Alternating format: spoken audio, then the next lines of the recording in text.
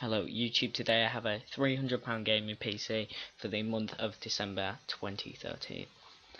Starting off with this build, we've got the CPU, which is an AMD Athlon II X4 750K. It has a 3.8 GHz clock speed, 4 megs of cache, quad core, so it will play all the latest games as most games require quad core CPUs. 100 watt full load, and it will be overclockable if you have a cooler like a Hyper 212 Evo or a something along those lines, so you will be able to get 4 GHz easily out of this. This was only £60. The motherboard I come from an MSI FM2 A75 MAE35. This motherboard is cheap. It has USB 3, which some people may use. Has that 360 bits per second as well, and it's micro ATX, so it would fit in the case, and it'd be a smallish build, so you could put it behind the TV or things like that, but we will get more into that when we come to the case. Now this is only £44 at scan.co.uk, and it's good value for the money. For the RAM, we're going for some Kingston 4GB 1333 MHz. Now really you're just going to want to find the cheapest 4GB stick of RAM. Mainly I've gone for 1 stick, so you can upgrade in the future to 8, as this motherboard does have 2 RAM sockets. But this would be good RAM for the money, and it's only £28 at eBuyer.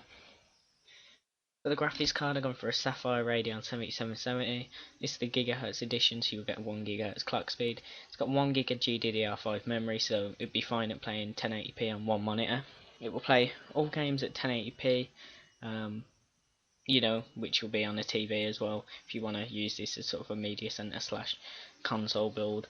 And it's got one of the best prices per performance for graphics cards. Also, you'll be able to play in most games at 1080p with medium to high settings, and still get a playable FPS above 30. Some games older games, you'll probably be able to crank it up to very high or ultra. This is only £67 at Amazon UK. The hard drive, I've gone for 1TB Westem Digital Caviar Blue.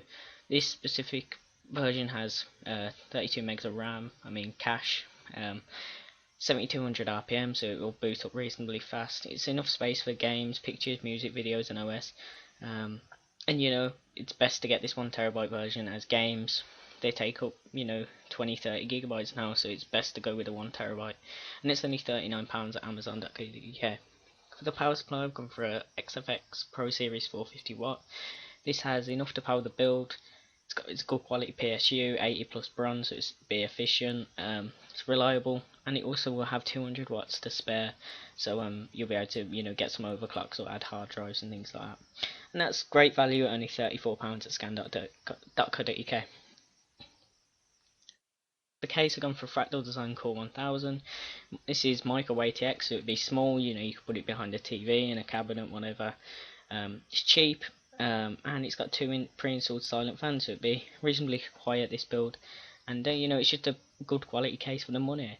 And it's only £26 at eBuyer, so it's one of the cheapest cases on the market, but still great value. Now that's it for this build. Total is £302.79. This is great value for money. Bear in mind, this will not outperform a next gen console, but it'll be definitely more powerful than any current gen. So if you want to upgrade to this, it'd be a great option. And also, it can play games, but it can also video edit, browse the web and things like that. So it can be used as an everyday PC, and it'd be great for that as well.